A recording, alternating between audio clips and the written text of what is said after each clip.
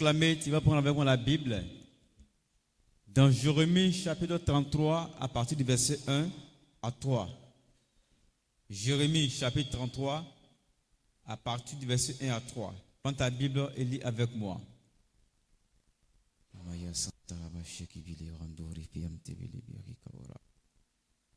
Jérémie 33, le verset 1 à 3.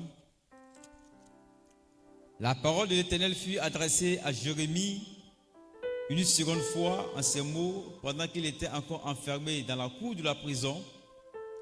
Ainsi parle l'Éternel qui fait ces choses, l'Éternel qui les conçoit et les exécute, lui dont le nom est éternel. Invoque-moi, je te répondrai, je t'annoncerai des grandes choses, des choses cachées que tu ne connais pas. The hard things that you don't know.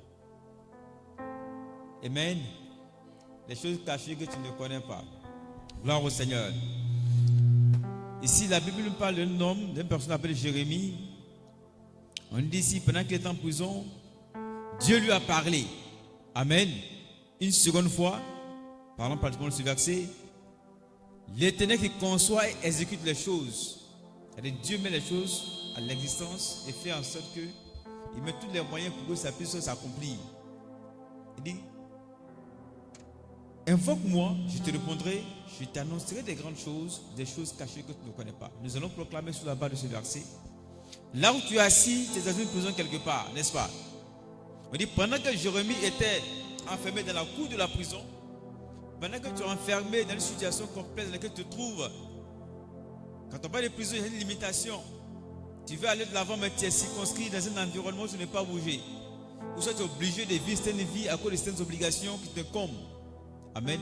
Pendant que tu es dans une prison de galère, pendant que tu es dans une prison, par exemple, de célibat, une prison où soit tu veux vraiment changer de statut, la Bible nous dit, verset quoi? Invoque-moi, je te répondrai, je t'annoncerai des grandes choses, des choses cachées que tu ne connais pas. Amen. Il n'est pas advenu que tu as besoin vraiment de l'attention de Dieu. Tu ne fasses un dilemme où tu as besoin de faire un choix, où soit tout est flou devant toi. La Bible dit ici, invoque-moi, je te répondrai. Je te montre des choses cachées, des grandes choses que tu ne connais pas. Gloire au Seigneur. Donc, quelle que soit la situation que tu es confronté, Dieu nous dit ça en Jérémie 33, le verset 3, que de l'invoquer. Amen. Il te montre quoi les choses cachées. Quelqu'un te fait des promesses, tu ne sais pas si c'est de bonne foi ou pas. Il veut de toi te marier, mais tu ne sais pas si Dieu est dedans ou pas. La Bible dit quoi? Invoque-moi, je te répondrai. Je vais te montrer les choses cachées. De plus, les grandes choses que tu ne connais pas. Amen. Et sur la base de ce verset, tu vas demander au Seigneur, montre-moi l'état de cœur de ce jeune homme ou de cette femme. Ou soit mon partenaire fait des propositions. Montre-moi vraiment éventuellement si dans cette proposition ou pas. Amen. Et c'est pourquoi tu vas tenir debout pour proclamer le Seigneur. Rapidement. Tu vas tenir debout, tu vas proclamer le Seigneur. Amen. Tu vas prier Dieu. Tu connais la situation que tu as confrontée. Tu vas prier maintenant le Seigneur. Père, je t'invoque ce matin dans ma situation. Quelle est ta situation où tu as besoin d'une réponse de la part de Dieu?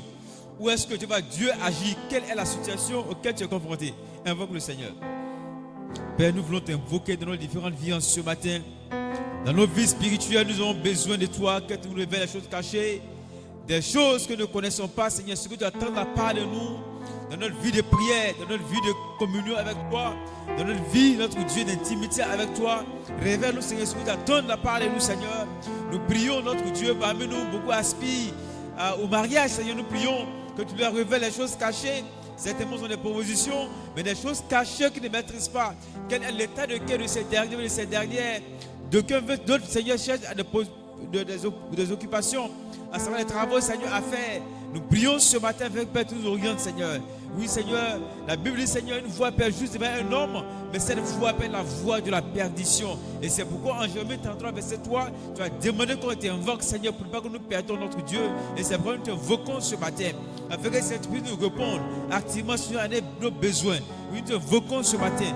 Montre toutes les choses cachées sur notre vie, les choses que nous ne maîtrisons pas, des actions que nous prenons dans notre vie, des actions qui ne glorifient pas, mais que nous ne savons pas, Seigneur. Oui, notre Dieu, nous t'invoquons, Seigneur. Sois avec nous au nom puissant de Jésus. Amen. Tu vas prier avec moi, Seigneur Jésus. Seigneur Jésus, Seigneur Jésus, je viens à toi ce matin, dans les situations difficiles que je me trouve, dans mes besoins actuels. Tu as dit à Jérémie 33, le verset 3, de t'invoquer. Et tu me répondras. Tu m'annonceras des grandes choses, des choses cachées, des choses que je ne connais pas. Et c'est pourquoi je prie ce matin, dans tous les compartiments de ma vie spirituelle, de ma vie matrimoniale, de ma vie professionnelle, de ma vie scolaire. Père des cieux, fais-moi connaître les choses cachées, les choses que je ne connais pas, au nom puissant de Jésus, qui verront sur le Seigneur, qui ait pu réussir ma vie. Si éventuellement il y a des mauvaises décisions, ou si des mauvaises voies, Seigneur, fais-moi connaître les choses cachées de cette voie, les choses que je ne connais pas, afin que je puisse réussir ma vie. Au nom puissant de Jésus de Nazareth. Amen. Acclamons le Seigneur.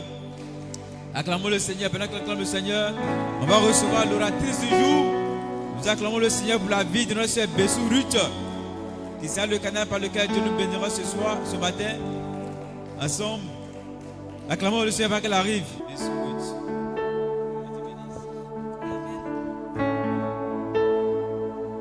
Alléluia. Je vous salue dans le nom de Jésus.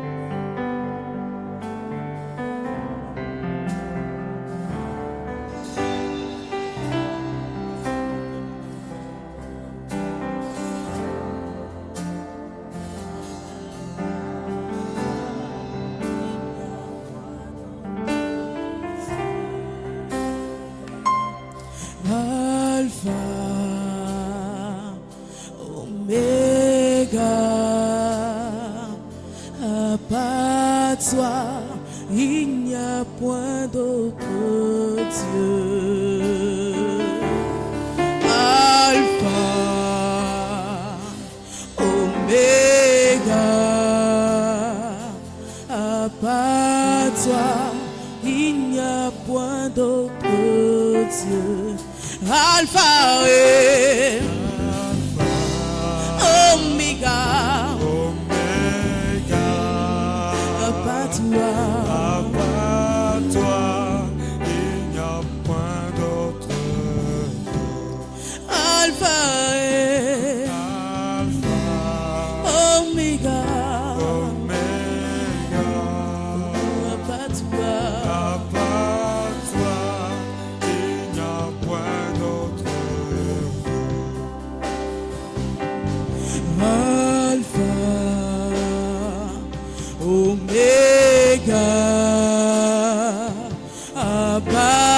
Toi, il n'y a point d'autre Dieu. Alpha, Oméga, à part toi, il n'y a point d'autre Dieu. Alpha et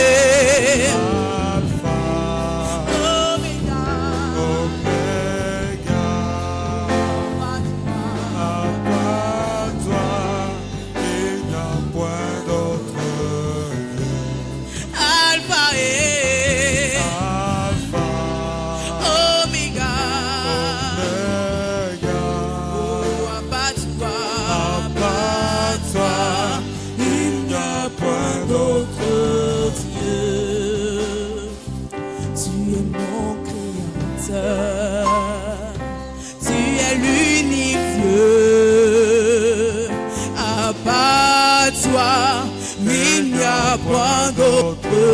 'Dieu, tu es mon créateur,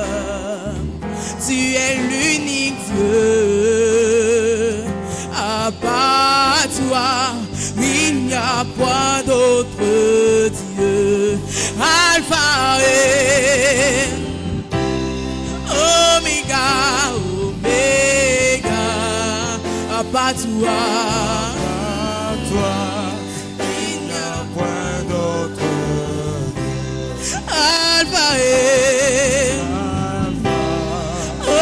Omega. Oh, à part toi, il n'y a point d'autre Dieu.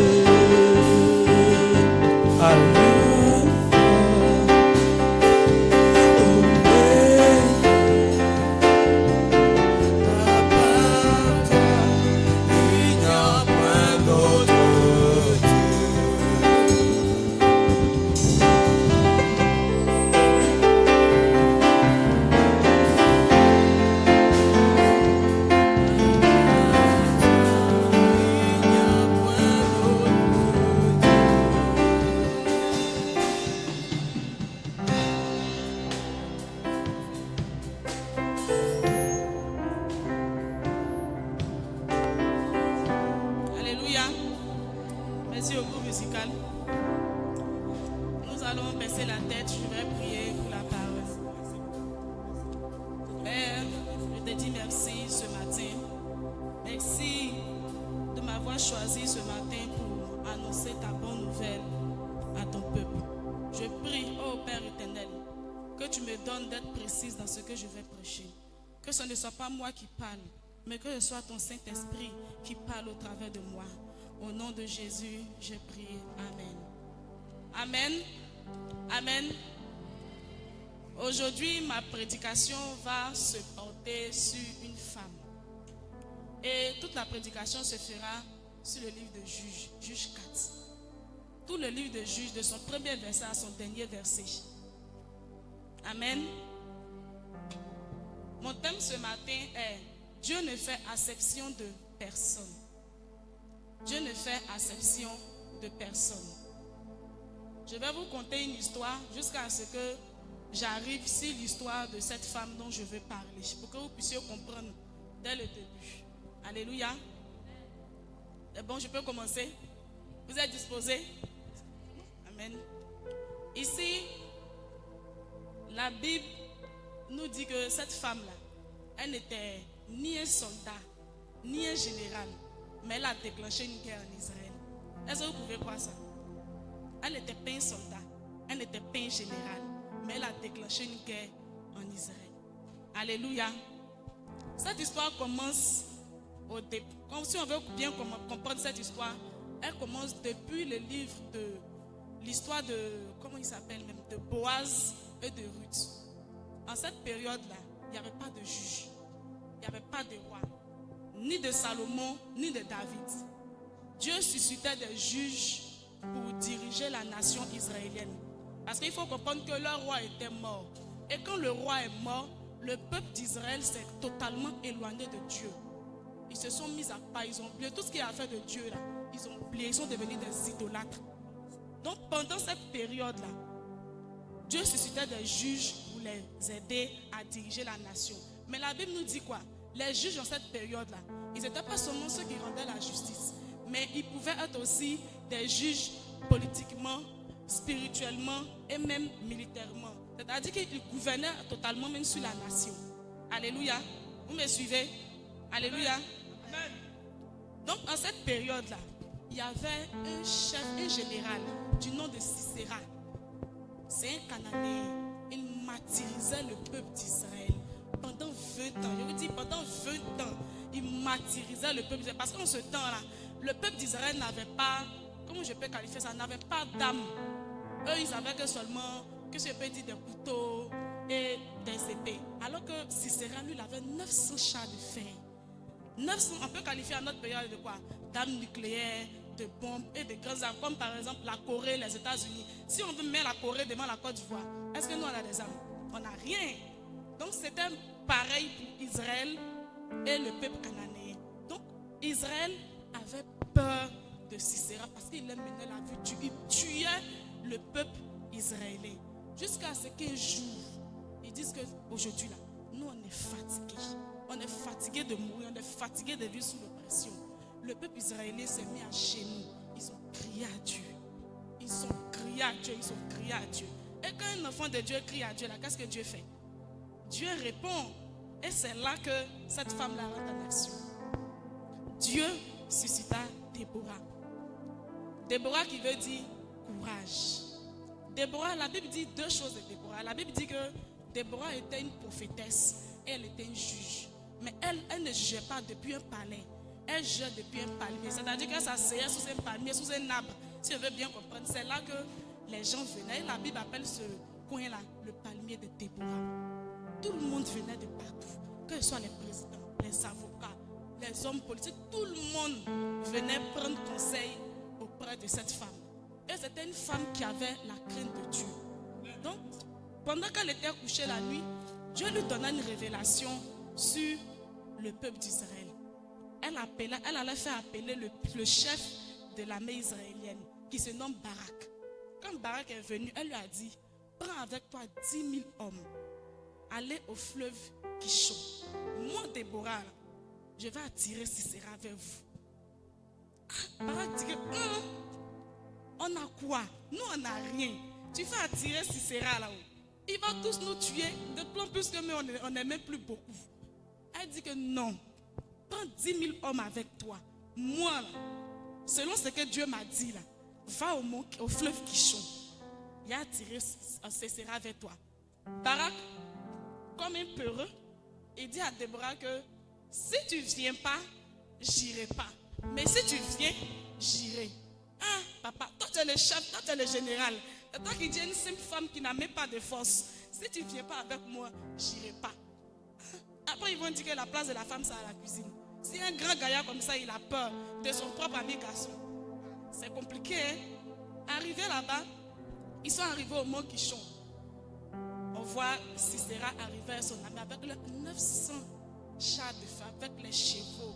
C'est-à-dire qu'eux-mêmes, qui les ont vus venir de loin, là, ils se sont mis à trembler. Il n'y a pas espoir. Là, on fait comment? Déborah dit, restez tranquille. Dieu a parlé, non?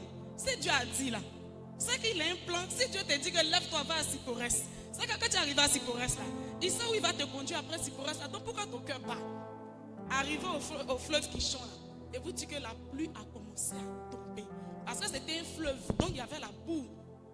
Les chars de fer de Sisera ont commencé à s'enfoncer dans la terre. Ils ont commencé à s'enfoncer. L'eau même a pris certains de ses soldats pour partir avec eux. Vous voyez comment Dieu est bon. Il va commencer à les éliminer un peu. Les 900 chars de fer qui étaient la puissance de Sisera, ce sur quoi il comptait et puis il martyrisait le peuple d'Israël. Dieu a tout gâté ça. Déborah lui dit, Dieu combat pour toi aujourd'hui. Descends de la montagne. Sisera qui voit que où il est là, il n'y a plus, il ne peut plus rien faire. Le peuple israélien a tué tous ses soldats. Qu'est-ce qu'il fait? Il s'est mis à fuir. J'ai sauté une étape, excusez-moi. J'ai sauté une étape. Quand Barak a dit à Déborah que si tu ne viens pas avec moi, je n'irai pas. Mais si tu viens avec moi, j'irai là. Dieu a donné une révélation comment ça s'appelle, à Déborah pour lui dire que comme tu dis que sans moi, tu n'iras pas. Dieu dit, la gloire qui doit te revenir en ce jour-là reviendra à une femme. Comment ça? À leur temps, là, au temps des Barak et des Sisera, c'était une gloire, c'était un honneur pour un chef d'état-major, pour un général, de tuer l'ennemi lui-même de ses propres mains. Mais vu qu'il n'a pas eu confiance en Dieu, Dieu lui dit, la gloire que moi je dois te donner, toi Barak là, il a donné ça à une autre femme. Vous voyez? Sisera s'est mis à fuir. Barak est descendu à sa poursuite. Barak a commencé à poursuivre Sisera, il le cherche, il ne trouve pas Sisera. Il cherche Sisera, il ne le trouve pas. Il cherche Sisera, il ne le trouve pas.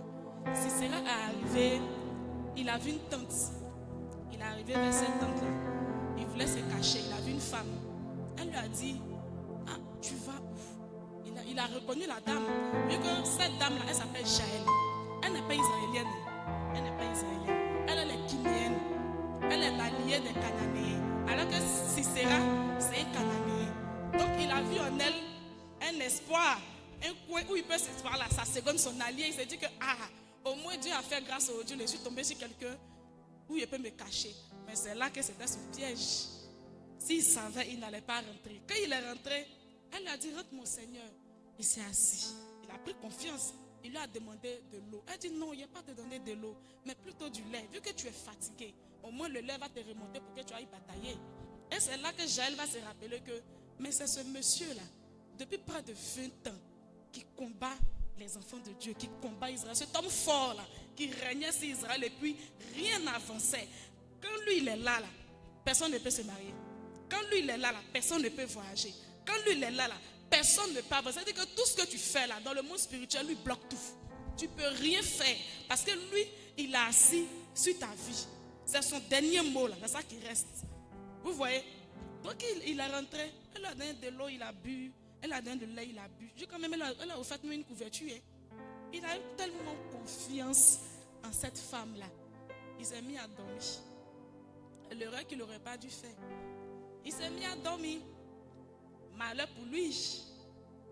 Elle n'a pas parlé, elle a marché doucement, doucement. Elle allait prendre un marteau avec une tente de fer. Les fers, vous voyez les tentes là, qu'on veut planter dans le sol. C'est pointu du bout là, non, c'est comme des pointes d'une manière là. Elle a soulevé. Elle a attendu qu'il s'est bien endormi là. Elle a marché doucement, doucement, doucement. Elle a pris le marteau, elle tente de fer, elle a mis le côté pointu là, là. Et puis elle a pris le marteau, elle a tapé. Bah! Elle a enfoncé dans le cerveau de Sisera. Il est mort sur le champ. Déborah avait dit quoi?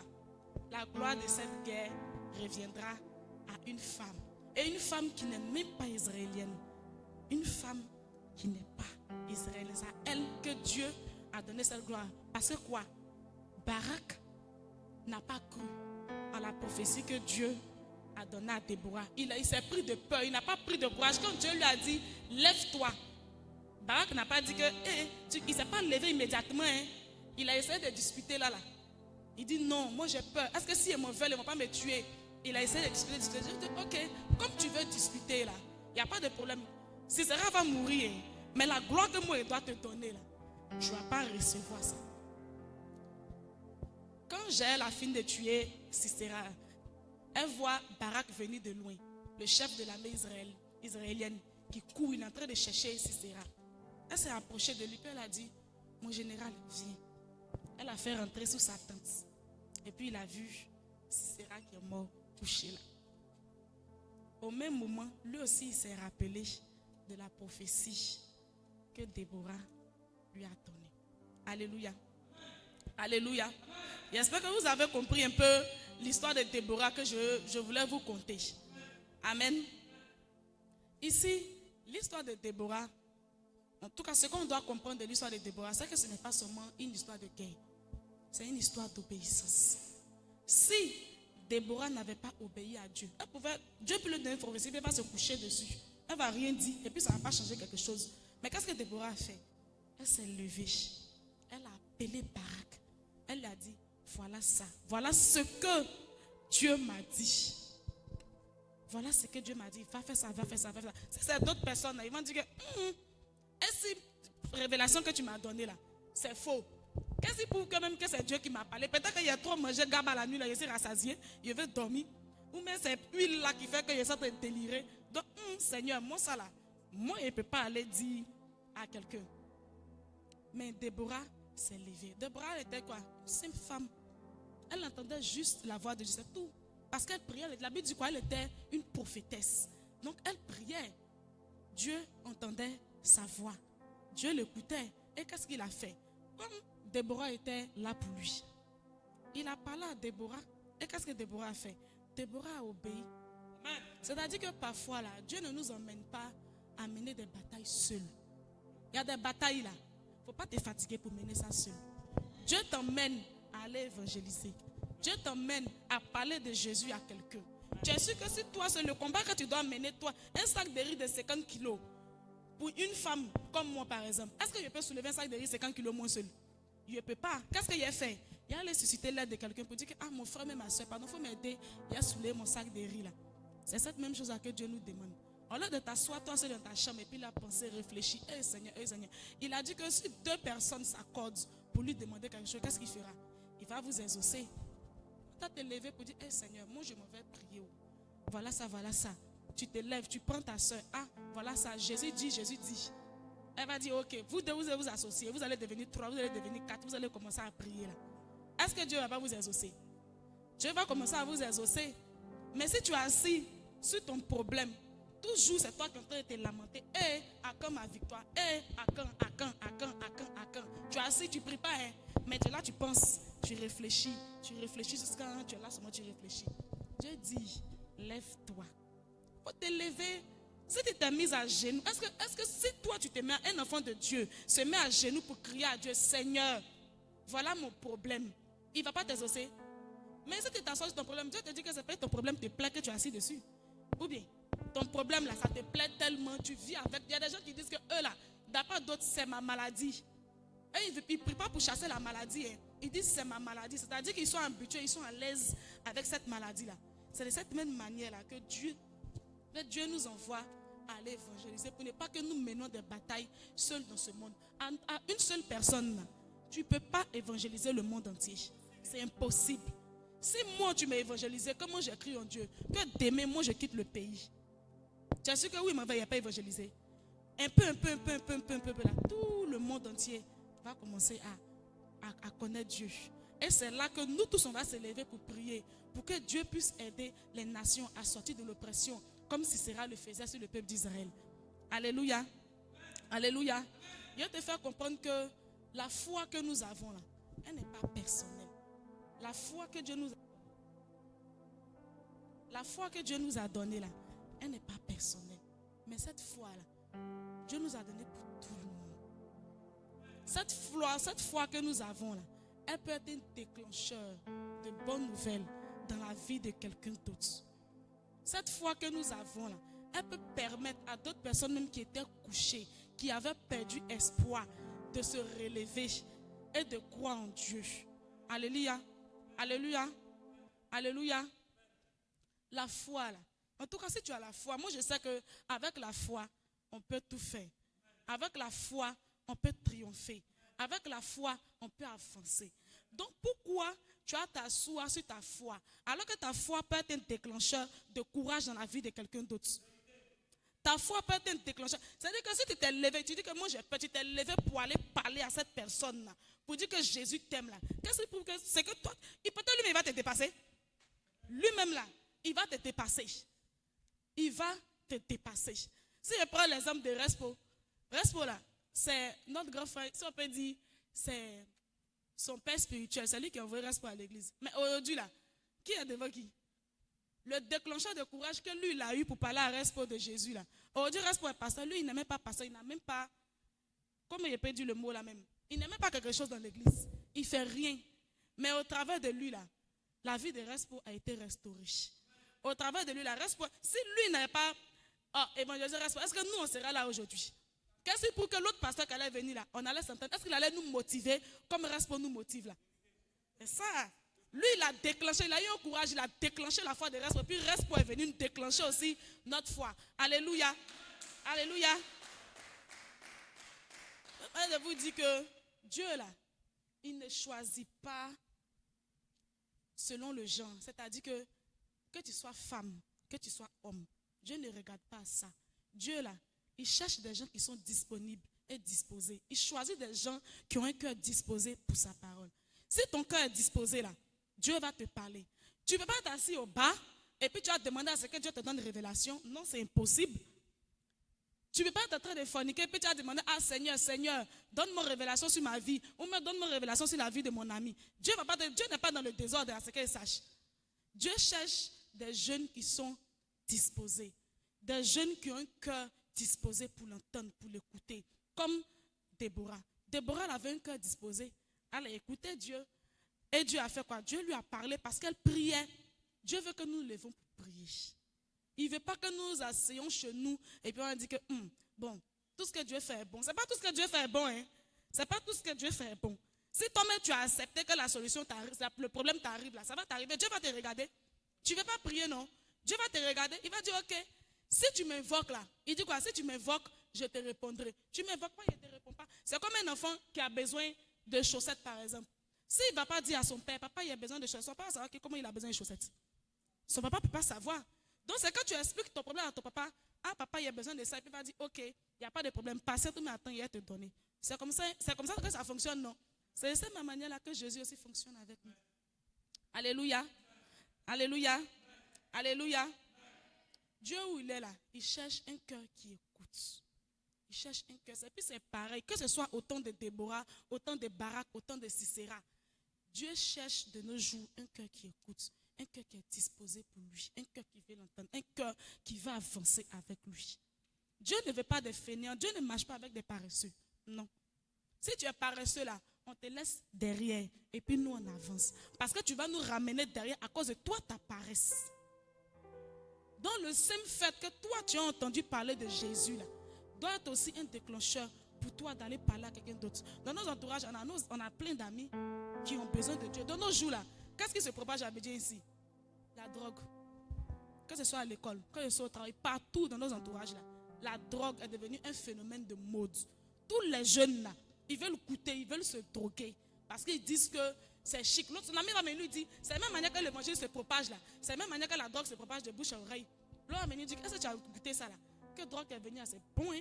Que quand tu prends là, tu as la force pour travailler. Moi, j'ai entendu quelqu'un qui disait que quand lui se drogue là, c'est pour travailler. Parce que ça lui donne la force. Toi, qu'est-ce qui te donne la force de te lever pour aller évangéliser? Si ce n'est pas Jésus. C'est Jésus qui doit te donner la force d'aller évangéliser. Parce que quoi? Il est mort à la croix pour nous.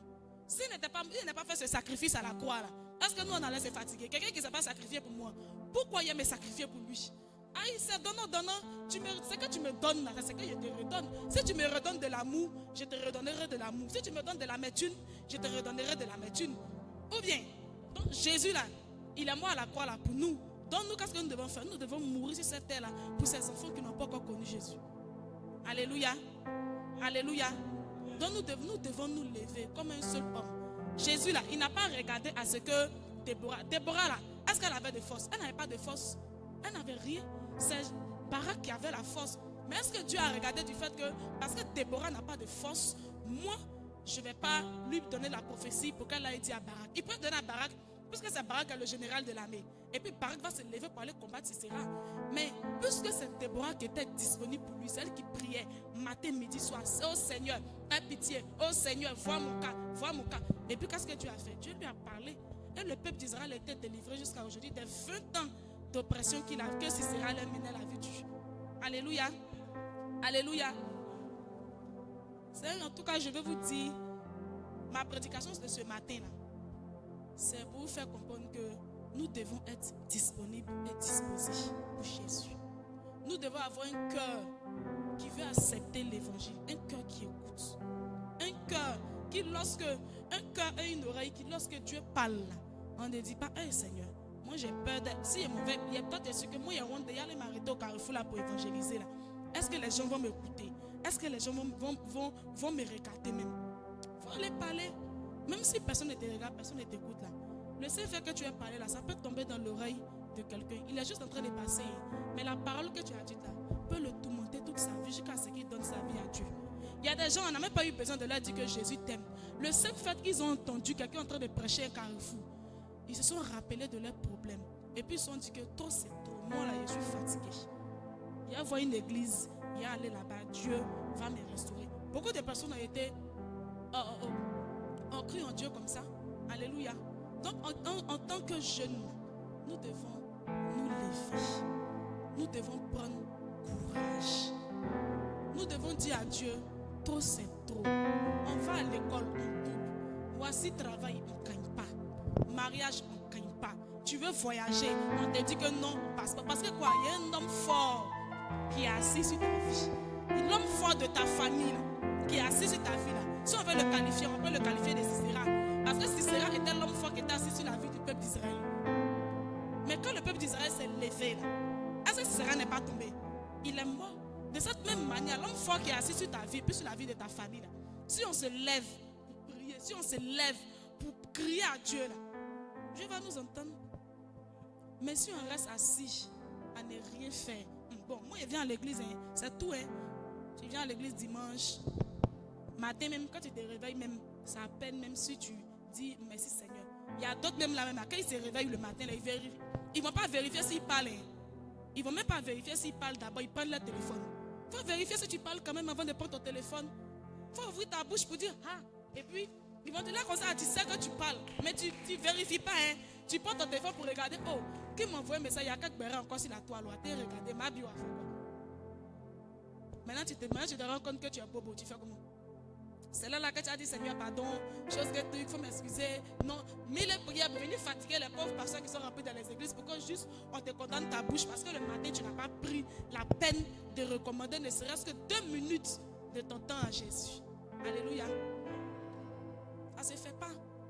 On doit prier. Faisons comme les musulmans. Ils ont leur temps de prière. Tu dois voir un musulman rater une heure de prière. Musulman même il est en train de prier. Tu viens lui parler, il ne t'écoute pas. Boutiquier. Il faut être pressé. Comment commencer? Pas son problème. Il te cherche pas. Si tu es trop pressé là, va ailleurs. Lui là, il est en train de prier son Dieu. Qui va finir de prier son Dieu là? Et puis il va te calculer. Lui, il s'en fout de toi. Hein?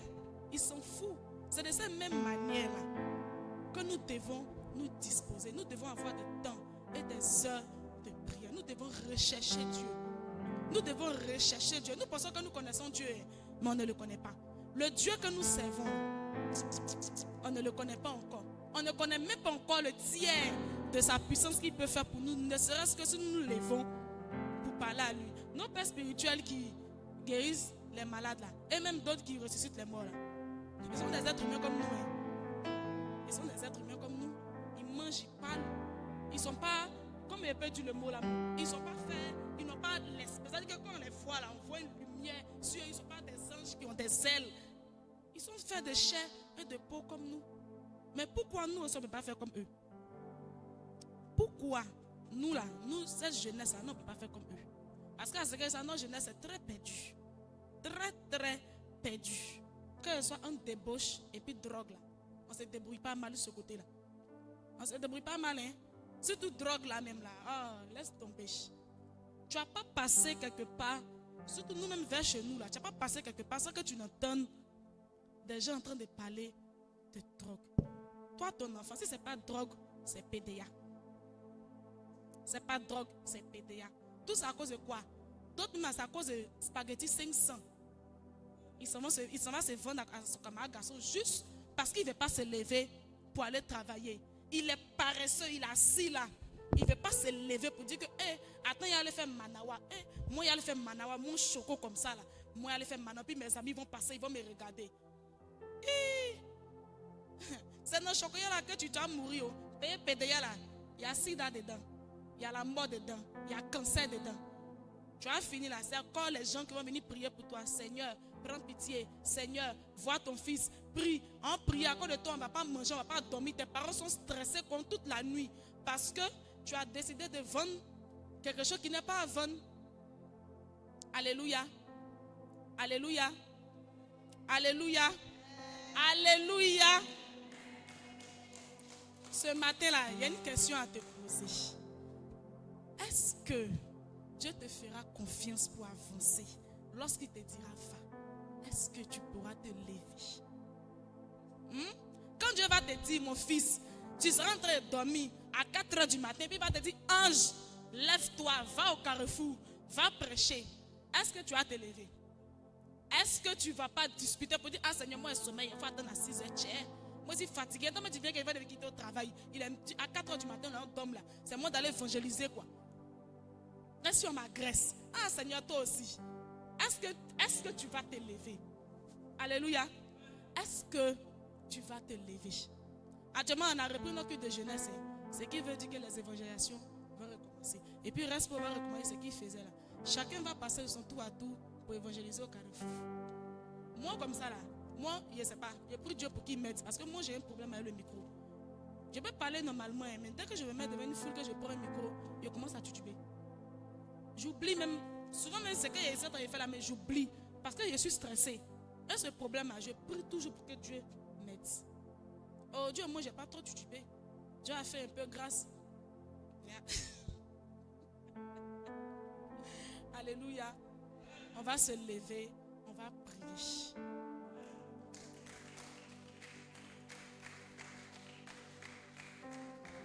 Alléluia. On va prier pour que Dieu nous aide dans tout ce que nous allons faire. Que Dieu nous donne la force, que ce soit du côté de l'évangélisation, que ce soit du côté de notre vie personnelle, que Dieu nous donne la force, comme un seul homme, comme une seule femme, de nous lever pour prier, pour avancer. Qu'il nous donne la force, que ce soit à l'école, qu'il nous donne la force d'étudier, que ce soit à l'église, qu'il nous donne la force d'ouvrir même ne serait-ce que notre Bible pour lire un seul verset. Alléluia. On va prier, on va demander à Dieu de nous aider. Là où le Saint-Esprit qui était en toi était mort, que Dieu renouvelle son Saint-Esprit en toi. Alléluia. Prions. Père, nous te disons merci ce matin. Merci.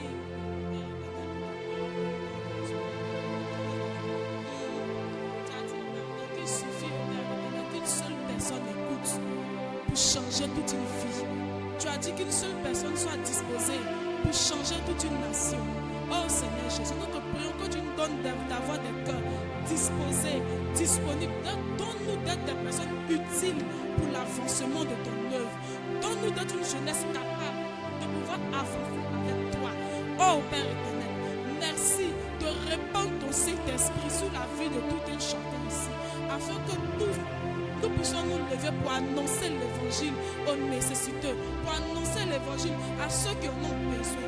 Donne-nous la force, donne-nous le courage de pouvoir nous lever pour prier, Seigneur, pour nous-mêmes nos propres problèmes personnels. Père, merci pour cette grâce. Merci aussi, Père, pour ce temps de prédication que j'ai passé en ta présence. Merci d'avoir mis les mots et les paroles de ma bouche pour édifier ton peuple. Au reste, Père, garde-nous et protège-nous. Au nom de Jésus, j'ai prié. Amen. Acclame le Seigneur, acclame le Seigneur, acclame le Seigneur. Acclame le Seigneur pour notre soeur Ruth. Dieu te bénisse. Gloire au Seigneur. Amen. On peut se rasseoir. Été fasciné par la manière dont on a raconté l'histoire. Amen. Qui a été fasciné comme moi? Acclamons le Seigneur pour notre soeur. Amen. Et encourage les uns les autres à pouvoir vraiment s'imprégner de la parole de Dieu. Et surtout quand vous êtes amenés à parler ici. Amen.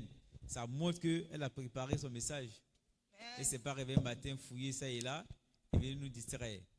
Gloire au Seigneur. Ruth, Dieu te bénisse. Et que Dieu bénisse davantage. Que Dieu exauce les désirs ardents de ton cœur. Amen. Et que Dieu comble tout le vide qui est dans ton cœur. Gloire à Jésus. Et toute l'école d'apprentissage, dimanche prochain, on va continuer. Dimanche prochain, on va continuer. Amen. Je bénis le Seigneur pour tous ceux qui sont là ce matin. Et que Dieu vous bénisse également. Amen. Rendez-vous dimanche prochain à partir de 7h15. Gloire à Jésus. 7h15, 9h15, on a terminé et on se dit au revoir. Amen. Sur ce, on va prier le Seigneur. Tu vas demander à Dieu que Dieu te donne la capacité, la force de pouvoir être victorieux sur les projets de l'ennemi. Amen.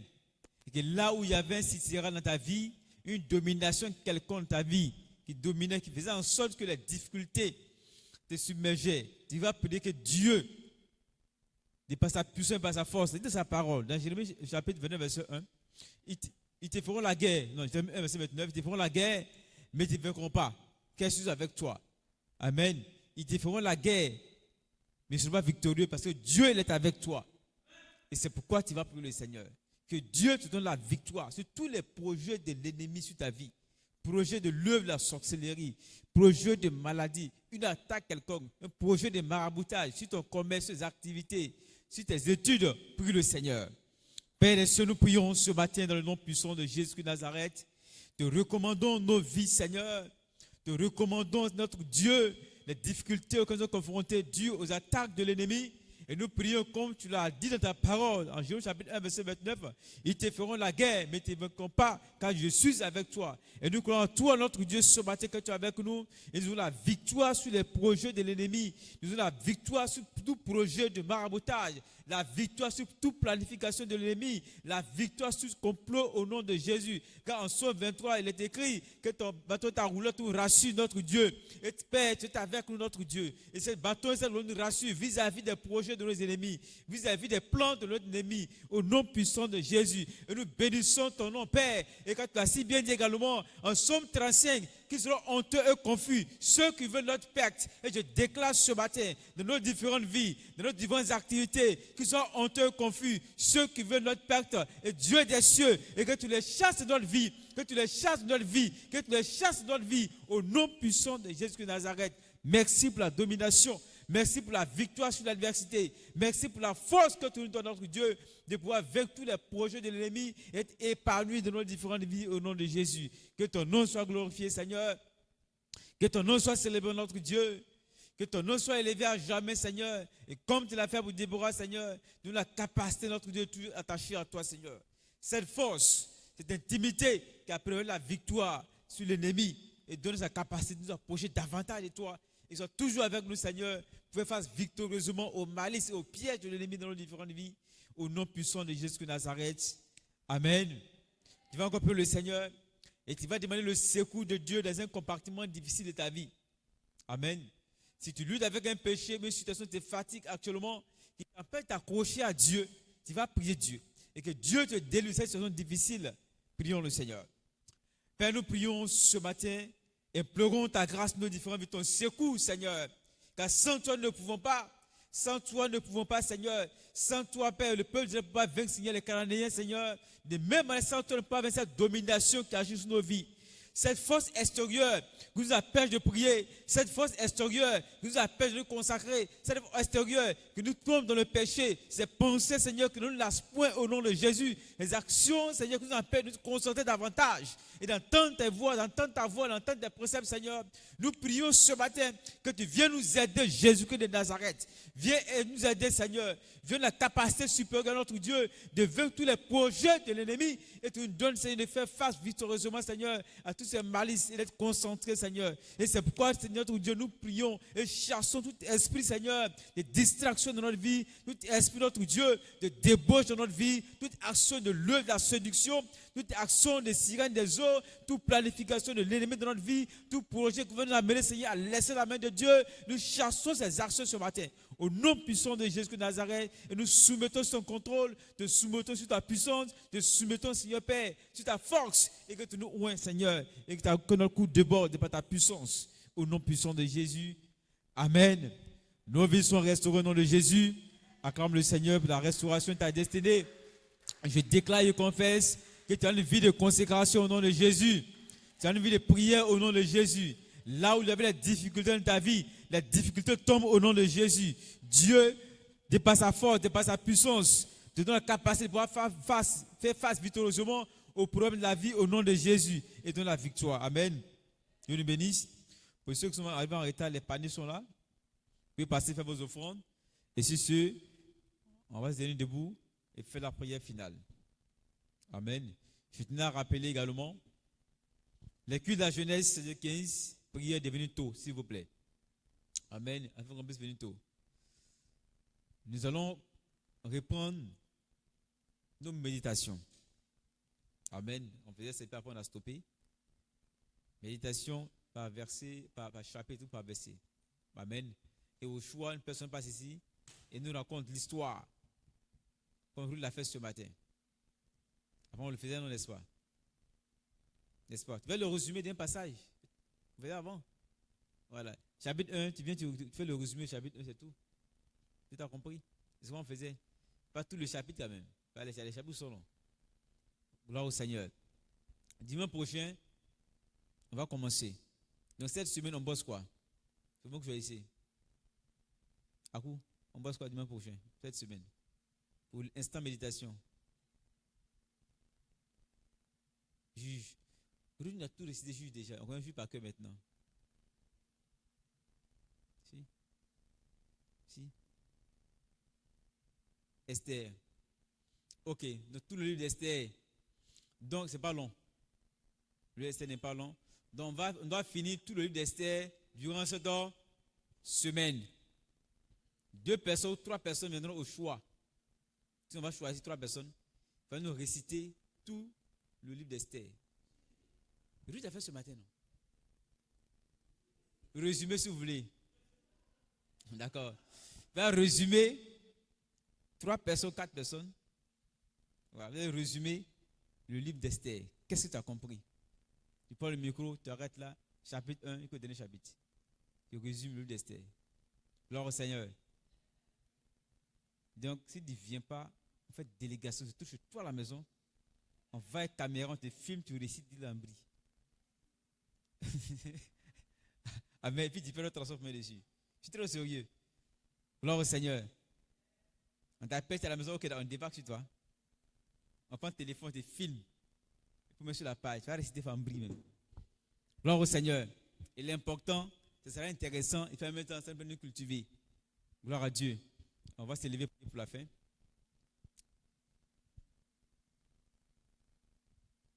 Il va appeler le pasteur Lago. Acclamons le Seigneur, va nous bénir ce matin. Révérend, très bien habillé. Allez, faites pour nous. Nous prions le Seigneur. Père éternel, nous te bénissons. Seigneur, merci pour cette jeunesse extraordinaire que tu bénis chaque dimanche. Et nous te rendons toute la gloire. Merci pour ce culte merveilleux de ce matin qui vient de passer dans ta présence. Nous prions pour les accompagner, Seigneur éternel. Que cette semaine soit une semaine d'ouverture des portes, une semaine de bénédiction. Car nous sommes en train de préparer Shiloh, Seigneur éternel. Je prie que, Seigneur notre Dieu, que tu étendes ta main de grâce sur la vie de cette jeunesse, afin de leur bénir, de leur restaurer, de leur visiter, dans le nom puissant de Jésus-Christ de Nazareth. Raccompagne-les, Seigneur notre Dieu, que toute la gloire te revienne, notre Père, et que dimanche prochain, qu'il y ait des témoignages dans le nom de Jésus. Amen.